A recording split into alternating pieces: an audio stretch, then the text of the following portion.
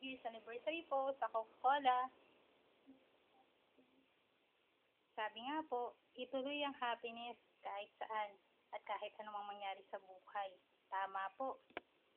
Dahil po ako, kasama ko po ngayon ang anak kong panganay, si Bocho. At ako po, si Ina, si anak. Tingnan mo kami, kuya, panoorin mo lang kami sa TV. Yan. Nandito kami ngayon sa bahay ng amo ko. Ang trabaho ko po, tagalinis ng kotse, ng bahay, at tagaluto. 150 lang po ang kinikita namin makina sa loob ng isang araw. Tuwing Sabado lang po kami kasi nandito. Kailangan ko po magsipag ng mabuti. At pagkatapos po namin dito, nag-ipon po kami ng anak ko ng bote ng Coca-Cola po, mga plastic ng Coca-Cola.